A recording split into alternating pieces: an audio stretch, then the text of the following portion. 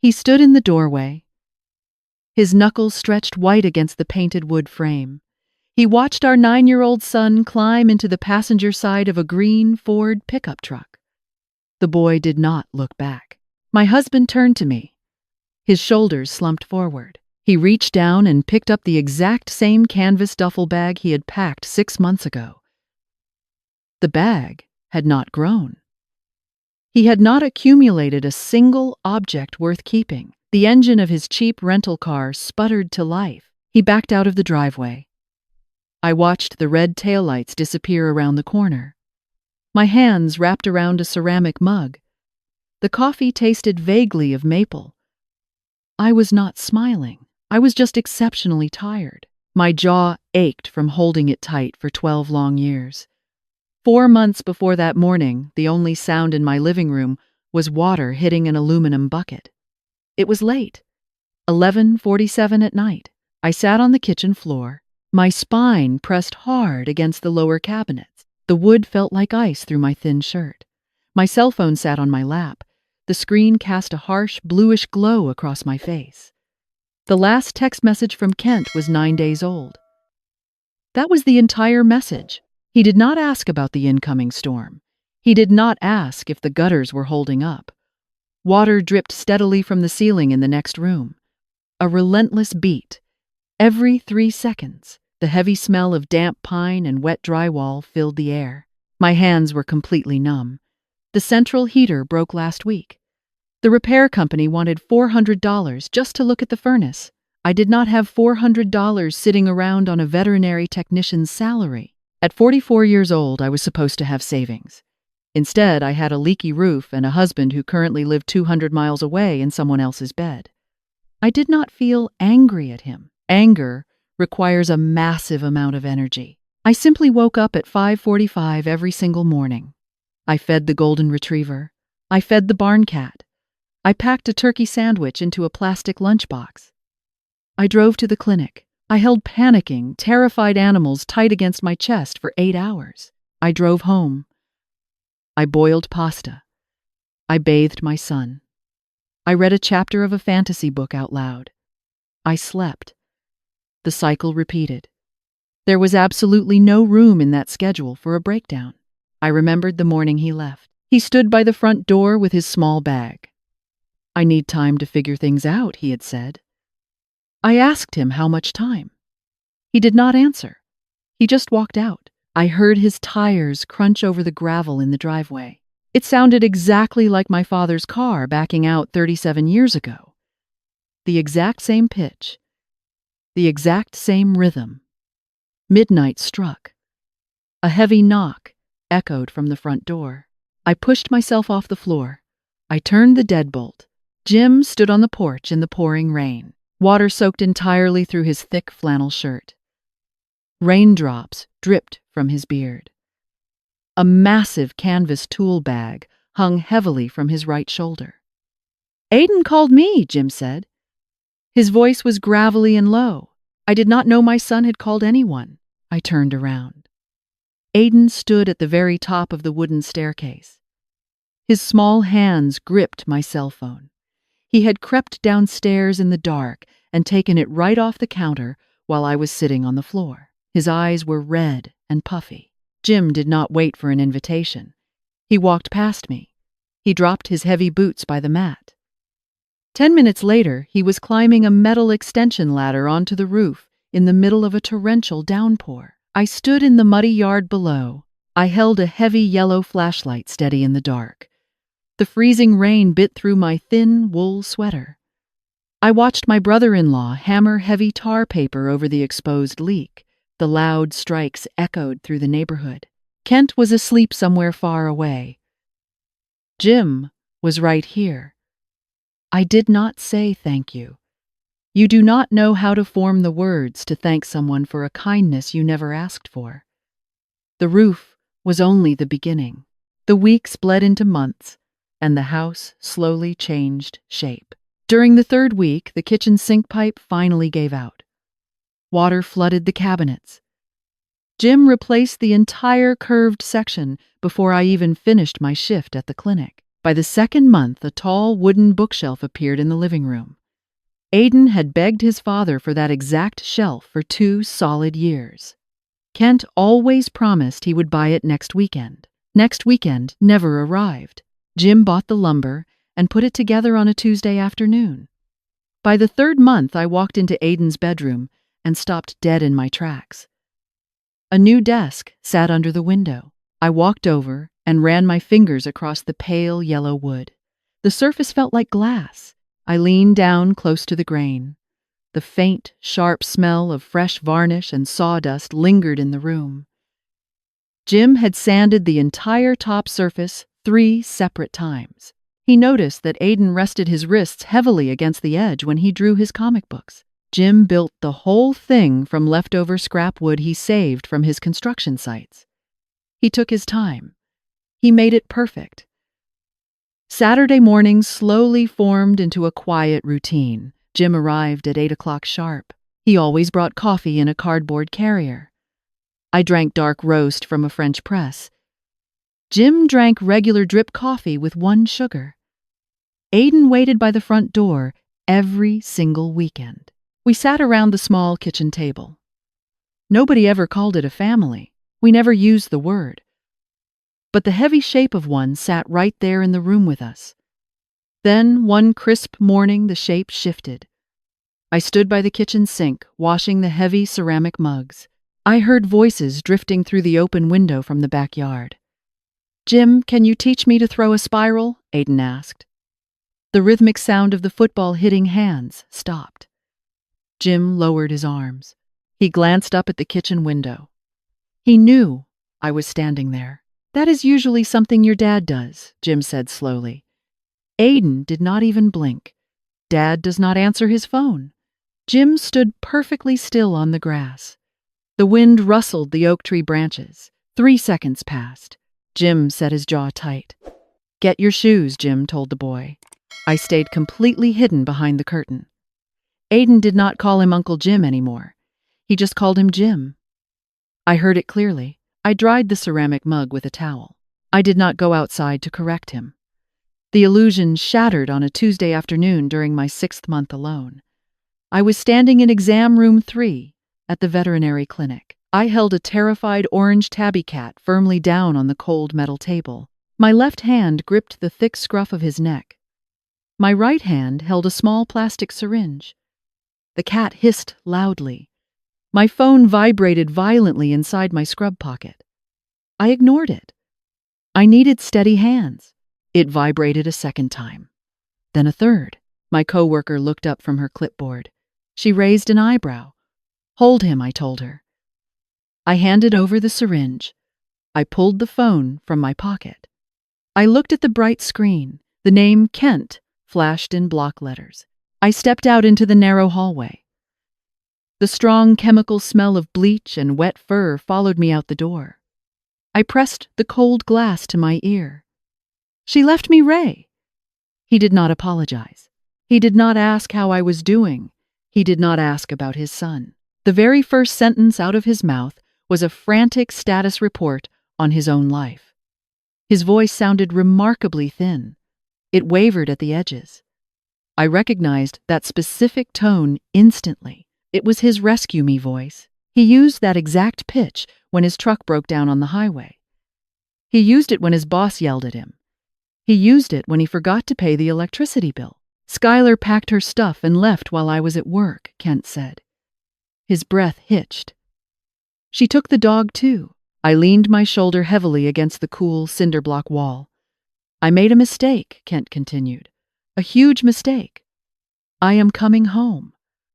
I let the heavy silence hang between us. The fluorescent lights buzzed overhead. 4 seconds ticked by. "Home," I finally repeated. "To you and Aiden," Kent said eagerly. "Where I belong." I closed my eyes. "You left 6 months ago, Kent, and I am telling you I was wrong," he practically begged. "Isn't that what you wanted to hear?" My stomach twisted into a sharp knot. He said the words like he was casually paying off an old debt, like an apology was simply a currency, and he had just handed me a $20 bill to clear his tab. I looked through the small glass window of the exam room door. The tabby cat stared directly at me from inside his wire mesh cage. I wanted to say yes. The frightened 7-year-old girl buried deep inside me, the little girl who stood at a window and watched her own father drive away forever, desperately wanted to say yes. I will drive up Saturday, Kent pushed forward, sensing my hesitation. Do not, I said. What I said, do not come Saturday. Aiden has a soccer game. I pulled the phone away from my ear and ended the call. My hand shook violently. I shoved the device deep into my pocket so the other technicians would not see. I drove home in an absolute daze. The late afternoon sun glared brightly through the windshield, blinding me at every intersection. I pulled into my gravel driveway and shifted the car into park. He and Aiden were fixing the broken wooden side gate. Aiden was holding a tape measure. He was laughing. It was a loud, full, uncontrollable laugh. I had not heard that specific sound echo in my yard for half a year. I stepped out of the car. My boots crunched loudly on the gravel. Jim looked up from the wooden planks. He saw my face. He immediately lowered his heavy steel hammer. What happened? Jim asked. I looked at the half-finished gate. I looked at the pile of fresh screws. Then I looked at my son. Kent called, I said. My voice sounded entirely hollow. He is coming back. Jim did not say a single word. He slowly set the hammer down in the grass. He looked at Aiden. Then he looked back at me. His dark eyes were entirely unreadable. He knew this exact day would eventually arrive. He reached out and grabbed his thick canvas jacket off the fence post. I should go, Jim said. Aiden dropped the tape measure. But we did not finish the gate. Jim refused to meet my eyes. He stared firmly at the ground. I will come back. Some other time. Aiden stood frozen in the grass. He watched Jim walk away. He watched the heavy green pickup truck back out into the street. The engine rumbled, and the truck disappeared down the block. The boy slowly turned to face me. Is Dad really coming? He says, so I answered. Oh. Aiden did not scream. He did not cry. He just turned around, walked inside the house, and climbed the stairs. His bedroom door clicked firmly shut. He did not ask a single additional question. Night fell over the house. Tuesday bled slowly into Wednesday. I lay flat on my back in the dark bedroom. The cotton sheets felt freezing against my legs. I stared up at the moving shadows on the ceiling cast by the street lamp outside. My mind raced in vicious circles. Aiden needed a father. I grew up with a massive, gaping hole in my life where a man was supposed to be. I knew the exact painful shape of that empty space. A 9-year-old boy needs a man to teach him things. Kent was his biological dad. Nobody could magically replace that history. But Kent did not call me because he missed his son. He called me because a 34-year-old woman working at a lighting showroom got tired of picking up his dirty socks. I was just the reliable backup plan. I was the safety net he knew would always be strung up tight waiting to catch him. I rolled over onto my side. I thought about the last 4 months. Jim was here. Jim built the smooth wooden desk. Jim taught my son how to hold a football. Jim picked up the phone at 9 o'clock at night when freezing water poured through the ceiling and I was too paralyzed to act. I sat up. The mattress creaked loudly in the silent room. I threw off the heavy blanket and walked barefoot down the hallway. I stood in the dark near the top of the stairs. I looked over at Aiden's room. The door was cracked open just a few inches. A sliver of moonlight illuminated the edge of the pale wooden desk. The desk Jim sanded 3 times just to protect my son's wrists. I walked downstairs into the dark kitchen. I picked up my cell phone from the marble counter. The bright screen flared violently in the black room, stinging my eyes. I dialed Kent's number. He answered on the very first ring. Saturday, I said. My voice was dangerously calm. Noon. But Kent, do not assume anything. I hung up the phone before he could formulate a response. I placed the phone face down on the counter. I gave him the chance. I opened the door, but Saturday was rapidly approaching and Jim's ceramic coffee mug was still sitting exactly where he left it in my kitchen sink. Saturday morning finally arrived. I stood perfectly still in the center of my kitchen. I wore a crisp collared shirt instead of my faded medical scrubs. I did not put the nice shirt on for him. I put it on for me. I refused to let him walk into this house and see a broken woman. The dark roast coffee smelled much richer than usual. The bright autumn sunlight poured through the window over the sink. I absolutely hated that specific golden light. It was the exact same color as the morning he packed his bags and abandoned us. Aiden sat quietly on the living room sofa. He held the worn leather football tightly in his lap. He did not look excited. He did not look sad. He just sat there waiting for an event he could not control. I heard the engine. Before I saw the vehicle, a white Nissan Versa pulled slowly into the driveway. It was the cheapest. A long, ugly scratch ran down the entire rear bumper. He stepped out onto the gravel. He held a small bouquet of flowers wrapped in cheap, crinkling cellophane. I could clearly see the bright yellow $8.99 price sticker still stuck to the green plastic stems. He did not even bother to peel the sticker off.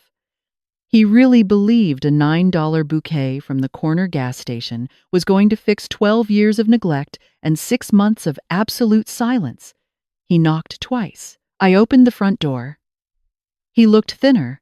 Dark purple shadows hung heavily under his eyes, but he wore the exact same confident smirk he always used when he wanted something. "Hey," he said. "Hi," I replied. He held out the cheap flowers. "These are for you." I kept my hands firmly by my sides. I did not take them. "Aiden is inside." Kent lowered his arm. He stepped past me into the hallway. He looked around the living room and I watched his eyes track every single change. He noticed the tall wooden bookshelf. He noticed Aiden's crayon drawing neatly framed and mounted on the wall. Then he looked down the hall and saw the edge of the smooth wooden desk inside our son's bedroom. "New furniture?" Kent asked. "Jim helped," I said. His brother's name dropped onto the hardwood floor like a heavy stone. Kent did not say a word, but a small muscle in his jaw twitched violently for a fraction of a second. Aiden slowly walked down the wooden stairs. Kent threw his arms open wide. "Buddy." "Come here," Kent said loudly. Aiden walked down the remaining steps. He did not run. He stopped a full 2 feet away from his father's open arms. "Hi, Dad," Aiden said softly. He did not reach out for a hug. Kent slowly lowered his arms and crouched down to eye level. "I missed you so much, buddy." "You missed my birthday," Aiden stated flatly. It was just the plain, unfiltered truth of a 9-year-old boy. Kent swallowed hard. "I know. I am sorry. I am going to make it up to you." "Jim took me bowling for my birthday," Aiden replied. Every single word out of my son's mouth was a tiny, unintentional blade. Before Kent could formulate a response, the deep rumble of a heavy engine echoed from the street. A familiar green Ford pickup truck pulled up to the curb. Jim shifted the truck into park. He grabbed a small canvas bag of screws from his passenger seat. He stepped out into the street. He was coming to finish the broken wooden gate. Jim took 2 steps toward the house and stopped. He saw the white rental car. He looked through the living room window. Kent stood up. The 2 brothers stared directly at each other through the thick glass. Jim did not knock. He did not wave. He slowly turned around, tossed the bag of screws onto the passenger seat, and climbed back inside his truck. Aiden bolted toward the front door. "Jim!" We did not finish the gate. He threw the front door open, but the truck was already speeding away down the block. I thought bringing Kent back would fix the broken pieces of my family. I did not realize it would just shatter the new ones we had so carefully glued together. Kent ended up staying. I made him sleep on the living room sofa. He spent the next 2 days frantically trying to fill a pair of work boots that were completely the wrong size. He tried to cook dinner on Saturday night. He opened every single cabinet looking for the right aluminum pot. He did not know I had reorganized the entire kitchen 3 months ago. He wanted to fix the broken side gate, but Jim had taken all the heavy tools away in his truck. "What do you want for dinner, buddy?" Kent asked, forcing a loud laugh. "Dad will make whatever you want." "Jim makes macaroni and cheese from scratch," Aiden said quietly. "Not the box kind." Kent clenched his teeth into a smile. "Well, I can try." 40 minutes later, the kitchen was an absolute disaster area. Boiling water bubbled over the rim of a small saucepan. Yellow cheese powder coated the dark countertops. Aiden stood in the doorway clutching his football. "Jim uses a bigger pot," Aiden whispered. I sat at the kitchen island and watched Kent fail. I did not step in to save him. The terrible truth was that Kent was not failing because he had been gone for 6 months. He was failing because he never did these things even when he lived here. The phantom presence of his brother haunted every single corner of my house. On Sunday morning, I boiled water for the French press. I mindlessly set 2 heavy ceramic mugs on the counter. I poured the dark liquid into the first mug.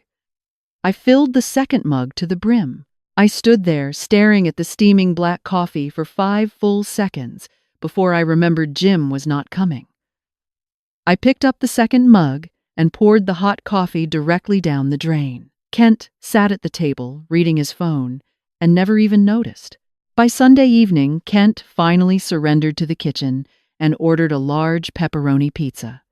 The 3 of us sat around the table. Kent told a funny story about a stray dog at the rental car agency. Aiden actually smiled. Then Aiden let out a small, genuine laugh. I looked at my son's face and a dangerous warmth bloomed right in the center of my chest. It was hope. I had spent half a year trying to kill that specific emotion, and here it was breathing again. "See," Kent said, looking directly at me. "This is good, right? Us. Together." "It is one dinner, Kent," I warned him. "It is a start." After Aiden went to sleep, Kent sat next to me on the sofa. He leaned in close. He used his soft voice, the voice I used to trust unconditionally. "I know I do not deserve this," Kent whispered. "I know what I did. But I am here now. That has to count for something. How many men actually come back?" I turned my head and looked directly into his eyes. "You came back because she left you." The room went completely silent for 5 seconds. The refrigerator hummed in the background. "Does it matter why I came back?" Kent asked softly. "Yes, it matters." But my mind was frantically calculating the evening. Aiden had laughed. Aiden had a father sitting at the table. Was I putting my own injured pride ahead of my little boy's happiness? Kent reached out and gently touched my hand. I did not pull away. "Let me stay," Kent pleaded. "1 week. If it does not work, I will go. No fight." I looked out the window toward the darkness of the backyard. The broken gate was still swinging loosely on its hinges. Jim was gone. 1 week, I agreed. Kent smiled. He leaned over and kissed my forehead. I felt absolutely nothing. It was a false victory, but I let him believe he had won. I gave him 7 days. I should have paid much closer attention to what he did by day 4. By Wednesday evening, the carefully constructed mask was slipping right off his face. The vacation energy was gone. He slept until 10 in the morning while I left for the veterinary clinic at 7. He left his dirty cereal bowls in the sink. He kept his cell phone placed firmly face down on the coffee table. I recognized every single one of those old selfish habits. Aiden sat at his wooden desk finishing a math worksheet. Kent walked past the open bedroom door and stopped. He leaned against the doorframe. "Where did this desk come from?" Kent asked. Aiden did not even look up from his paper. "Jim built it. Jim built a lot of things around here." "Yeah, he did." Kent stood frozen in the hallway for 10 long seconds. Then he turned around and marched directly into the kitchen. I was standing at the sink washing his dirty dishes. Has my brother been spending a lot of time here? Kent demanded. He helped with the house, I replied calmly. Helped with the house? Or helped with you? I turned off the faucet. The sudden silence in the kitchen was deafening. I slowly dried my hands on a cotton towel and turned to face him. What are you asking, Kent? I'm asking why my 9-year-old calls my brother by his first name instead of Uncle Jim. I'm asking why there is a desk in there that I did not buy. I'm asking why my son talks about Jim like he is. Like he is what I interrupted? Like he is here? Because he was here, Kent. He was here when the roof leaked. He was here when Aiden had nightmares. He was here for the birthday you forgot. So yes, Aiden calls him Jim, because Jim earned it. Kent gripped the edge of the kitchen island. His knuckles turned stark white. I looked down at his rough hands. His fingers were shaking. It was not the trembling of a furious man. It was the frantic shaking of a man who suddenly realized he was completely irrelevant. He had not just lost 6 months of time. He had lost his entire position in the pack. You are sleeping with him, Kent said. His voice was a low, ugly growl. I have never touched your brother, I said clearly, but you want to. I stared at him. I did not defend myself. I did not deny it. Because in that exact second, Kent said the one quiet truth I had buried under 4 months of rigid discipline. Kent snatched his jacket off the back of the chair. I will talk to Jim myself. He stormed out the front door, desperate to reclaim his lost territory. I did not know the exact words they exchanged until much later, but the devastation he caused rippled back to my house within hours. I found out later that Kent drove his scratched rental car straight to the new housing development on the edge of town. Jim was framing a large wooden house. The morning air was thick with the sharp smell of cut pine and sawdust. Jim saw the white car pull up. He took off his plastic safety glasses. He stood on a high stack of lumber, forcing Kent to stand in the dirt and look up at him. The physical height difference said absolutely everything. We need to talk, Kent yelled over the noise of the construction site. Jim climbed down slowly. He wiped sawdust from his jeans. Yeah, we do. You moved in on my wife. I fixed her roof. You know what I mean, Kent snapped. Do I? Jim asked. Because from where I am standing, you left. Nobody told me to show up. Your son called me. 9 o'clock at night, crying. You did not pick up. He is my son, Kent screamed. Then act like it. All of Kent's deepest insecurities lived inside those 4 words. Jim was not just declaring that Kent was a failure. Jim was telling him that the title of father had to be earned with sweat and time, not just blood. Kent stepped closer. His face turned bright red. You always did this. Always the better one. Mom's favorite. Dad's pride. And now my family. That is where you draw the line. This is not about us, Kent. This has always been about us. 38 years. Everything I built, you could do better. And now you want my wife and my kid too. Jim did not punch him. He did not yell back. Jim had spent his entire life carrying the heavy, suffocating guilt of being the better son. That guilt multiplied by 1,000 because he knew Kent was right. Jim loved me. Jim knew his presence was tearing his brother's fragile ego to shreds. Jim took a step back. You are right. He is your son. She is your wife. I will stay away. Jim climbed into his green truck and drove away. He surrendered. Kent drove back to my house believing he had won the war. He opened the front door with his chest puffed out. Aiden was sitting at the kitchen table staring blankly at a glowing cell phone screen. Jim texted me, Aiden whispered. He said he is not coming Saturday anymore. Aiden set the phone face down on the table. He stood up. He walked upstairs. He closed his bedroom door. He did not yell. He did not cry. He just locked himself away. Kent had successfully chased away the only man who actually cared about us. I lost my only friend, and my son built an impenetrable brick wall around his fragile heart. Friday arrived, dragging its heavy feet. At 2 in the morning, the house was completely pitch black. I was wide awake. I sat motionless at the kitchen table. Kent was snoring loudly on the living room sofa. The rhythmic, guttural sound grated against my exhausted nerves.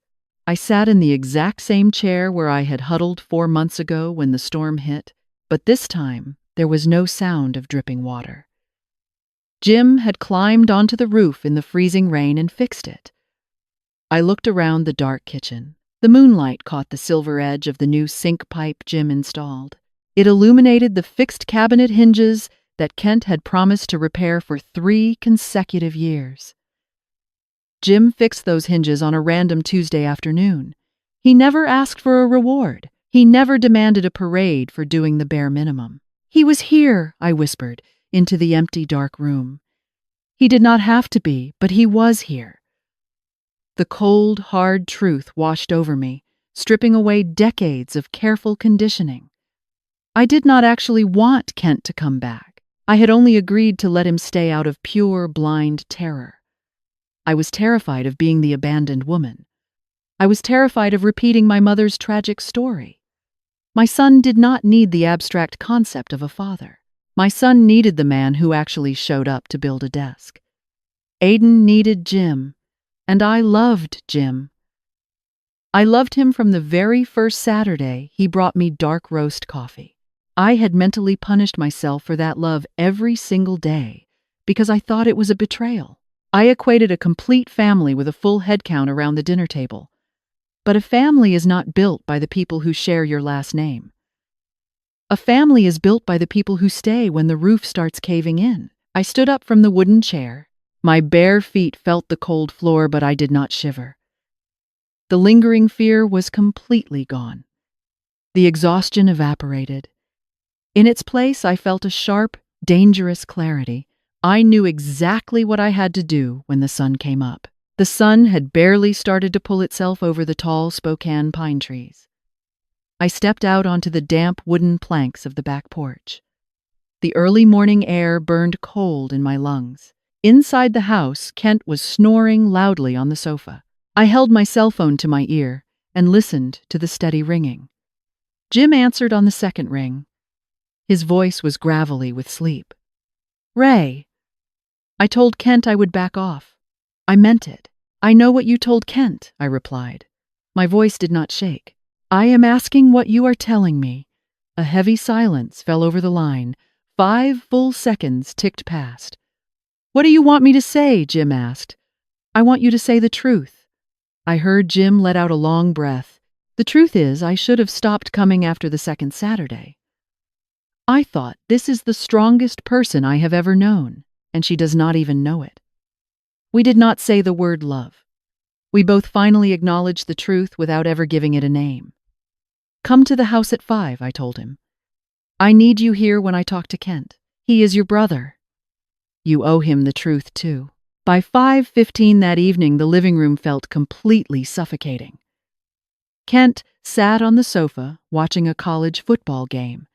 His feet were propped up on the coffee table. He looked exactly like he did 12 years ago. The heavy rumble of a Ford engine echoed through the front window. Kent immediately muted the television. Jim walked through the front door a minute later. He did not knock. "What is he doing here?" Kent demanded, standing up fast. "I called him," I said. I walked directly into the center of the room, standing squarely between the two men. "You do not get to tell people to stay away from my house, Kent." The tension in the room was so thick you could physically choke on it. "You left 6 months ago," I said, locking my eyes on Kent. "Not because you needed space. You left because a woman named Skylar made you feel 25 again. And when she got completely tired of picking up your mess, you came crawling back here. Because I am the one who never leaves." "That is not true," Kent started. "Let me finish." The absolute coldness in my voice made him snap his mouth shut. "You came back to a house with a brand new roof, a new wooden desk in your son's bedroom, and a side gate that is still half fixed. He came because Aiden called him, crying, at 9 o'clock at night. He came because a 9-year-old boy was terrified of the rain pouring in, and the only person who picked up the phone was your brother. Kent whipped his head toward Jim. Big brother leaves, little brother moves right in. Classic Jim. I did not plan a single piece of this, Jim said quietly. No, Kent laughed bitterly. You just showed up. Until you were more at home in this house than I ever was. Kent had just yelled the absolute truth out loud. Jim looked more comfortable leaning against my doorway than Kent ever did sitting on the sofa. Kent, I said softly, I am not choosing Jim over you. I am choosing myself over the terrible version of us that never actually worked. You lived in this house for 12 years. How many heavy shelves did you ever hang on these walls? How many times did you make macaroni and cheese from scratch? How many nights did Aiden call you at 9 o'clock? Go check your phone, Kent. Check exactly how many missed calls you have from your own son. Kent did not reach into his pocket. He already knew the exact number. He slowly turned away and walked heavily toward the wooden stairs. I followed him to the landing. I watched him walk down the hallway and stop right outside Aiden's open bedroom door. Aiden was sitting at the pale yellow wooden desk Jim had built. Hey, buddy, Kent said. His voice scraped over broken glass. That is a really nice desk. Aiden looked up. Jim made it. He let me help sand it down. He let me help. Jim gave Aiden the exact thing Kent never bothered to offer. The feeling of building something together. Kent slowly slid his back down the painted wall. He sat flat on the hallway floor right outside his son's bedroom. He pulled his knees to his chest. His jaw trembled violently. He closed his eyes tight. For the very first time in 6 months, I did not see a selfish traitor. I just saw a totally broken man who finally realized he had missed out on 12 years of his life, and he was never getting a single second of it back. The weekend ended without another fight. Monday morning rolled in with a thick blanket of fog. I walked Aiden out the front door to go to school. Jim was already parked in the driveway. He had arrived early long before Kent ever woke up, just to drive Aiden to class. Jim stood by the passenger side of the green pickup truck. He opened the heavy metal door for Aiden. The boy scrambled up into the seat. Then Jim looked over at me. He held the door open just a second longer. It was the quiet, steady habit of a man who naturally looked out for people.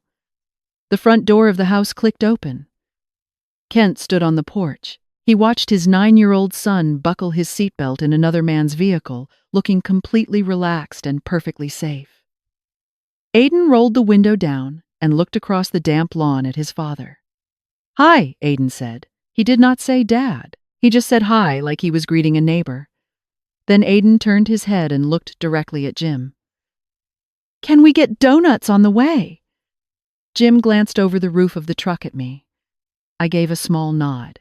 Jim climbed into the driver's seat and drove away. Kent stood frozen on the concrete porch. All the color drained out of his face. He was staring directly at his own future, a future where he was entirely absent. And the most terrifying part was that the future looked completely normal. It was just 2 men and a little boy getting a box of glazed donuts. Kent slowly turned to look at me. When did I lose him? Kent asked. His voice cracked right down the middle. I did not answer his question. We both knew he never really had his son in the first place. I will have all the legal papers ready by Friday, I told him quietly. You can see Aiden whenever you want. He is still your son, Kent, but this is not your home anymore. Kent swallowed hard. Because of Jim. Because of me, I corrected him. I spent 12 solid years waiting for you to finally show up. You slept in that house every single night, and I was still waiting for you. He gave one slow, defeated nod. He went back inside the house. 5 minutes later, he walked out carrying the exact same small canvas duffel bag he had packed 6 months ago. He had not collected a single new memory or piece of himself. He threw the bag into the rental car and backed out of the driveway. I stood by the mailbox and watched the white car turn the corner. I did not shed a single tear.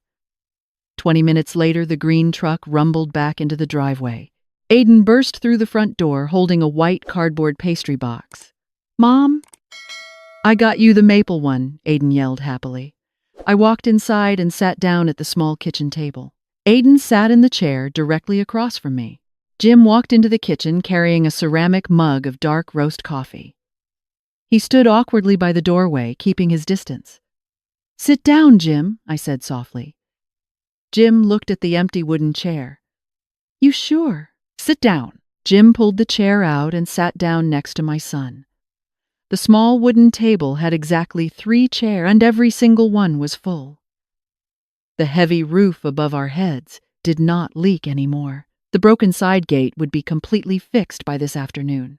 I reached into the cardboard box and picked up the thick maple donut. I took a slow bite. It tasted incredibly sweet. The damp Spokane fog hung heavy over the wet planks of my back porch. The early morning air burned cold in my lungs. Inside the house, Kent snored loudly on the living room sofa. I pulled my thick wool cardigan tight, held my cell phone to my ear, and listened to the steady ringing. Jim answered on the second ring. His voice was gravelly with sleep. Ray Jim said quietly, "I told Kent I would back off. I meant it." "I know what you told Kent," I replied. My voice did not shake. "I am asking what you are telling me." A heavy silence fell over the phone line. 5 seconds ticked past. "What do you want me to say?" Jim finally asked. "I want you to say the truth, not what is right. Just the truth." I heard Jim let out a long breath. "The truth is, I should have stopped coming around after the second Saturday. But I could not do it. I sat at that kitchen table and watched you hold absolutely everything together with duct tape and no sleep. I thought to myself, this is the strongest person I have ever known, and she does not even know it. We did not say the word love. We both acknowledged the truth without ever giving it a name. "Come to the house at 5 o'clock, I told him. "I need you here when I talk to Kent. He is your brother. You owe him the truth, too." I hung up the phone. I knew exactly how the rest of the day was going to end. By 5:15 that evening, the living room felt completely suffocating. Kent sat on the sofa watching a college football game. His feet were propped up on the edge of the coffee table. He looked exactly like he did 12 years ago. The late afternoon sunlight filtered through the thick gray curtains I had bought 2 months ago. Kent never even noticed they were different. The heavy rumble of a Ford engine echoed through the front window. Kent immediately muted the television. Jim walked through the front door a minute later. He did not knock. "What is he doing here?" Kent demanded. He stood up fast, his fists clenching at his sides. "I called him," I said. I walked directly into the center of the room, standing squarely between the 2 tall men. "You do not get to tell people to stay away from my house, Kent." The tension in the room was so thick you could physically choke on it. "You left 6 months ago," I said, locking my eyes on my husband. "Not because you needed space. You left because a woman named Skylar made you feel 25 again. And when she got completely tired of picking up your mess, you came crawling back here. Because I am the one who always stays." "That is not true," Kent started. "Let me finish."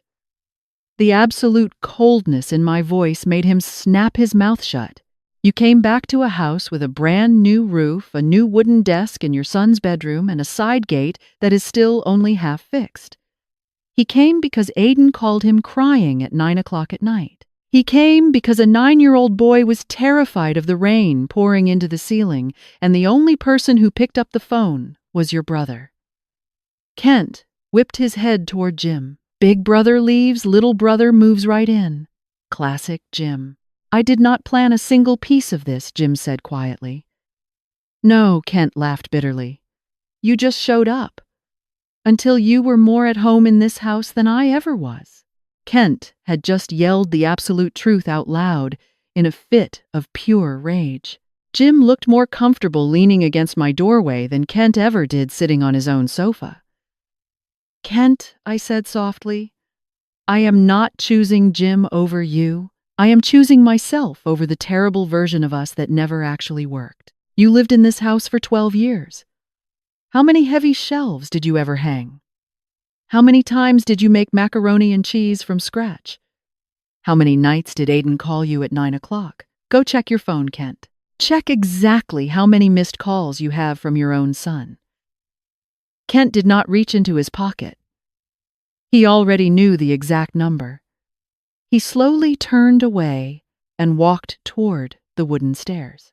I followed him to the landing. I watched him walk down the hallway and stop right outside Aiden's open bedroom door.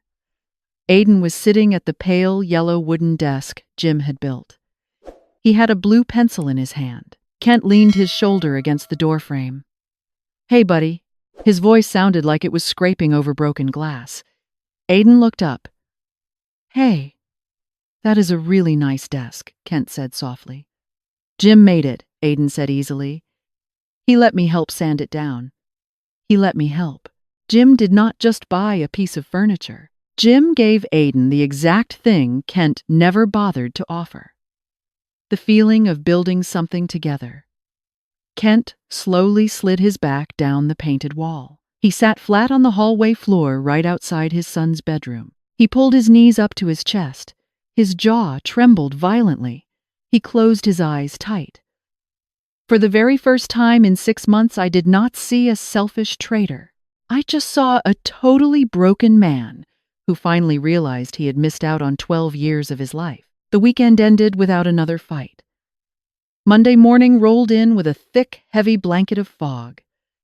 The damp, earthy smell of rotting autumn leaves hung in the crisp air. I walked Aiden out the front door to go to school. Jim was already parked in the driveway. He had arrived early, long before Kent ever woke up, just to drive Aiden to class. It was their new routine. Jim stood by the passenger side of the green pickup truck. He opened the heavy metal door for Aiden. The boy scrambled up into the seat. Then Jim looked over at me. He held the door open just a second longer. It was the quiet, steady habit of a man who naturally looked out for the people around him. The front door of the house clicked open. Kent stood on the concrete porch. He wore his heavy jacket.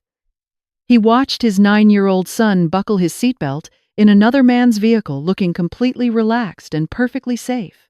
Aiden rolled the window down. He looked across the damp lawn at his father. "Hi," Aiden said. He did not say Dad. He did not say goodbye. He just said hi, like he was greeting a neighbor walking a dog down the street.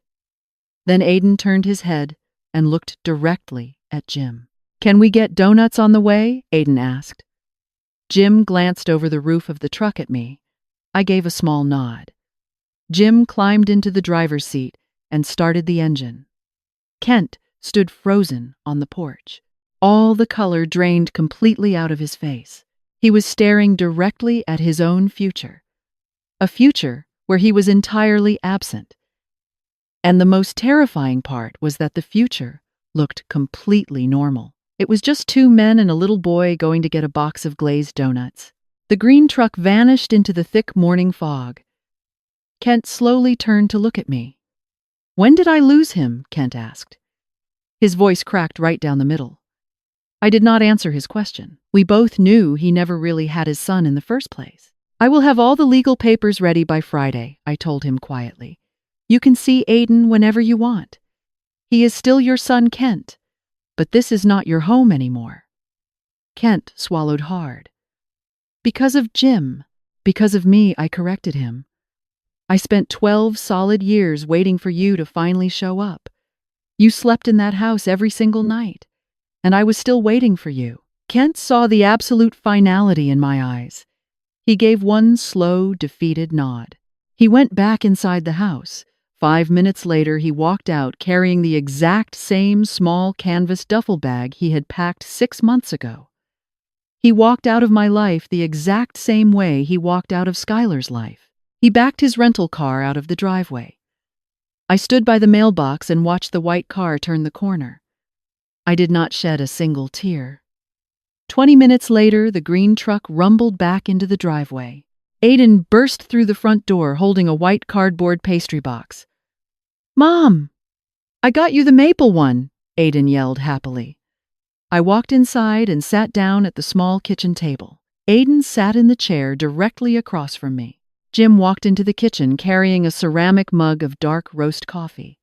He stood awkwardly by the doorway. "Sit down, Jim," I said softly. Jim looked at the empty wooden chair. "You sure?" "Sit down." Jim pulled the chair out and sat down next to my son. The three of us sat together.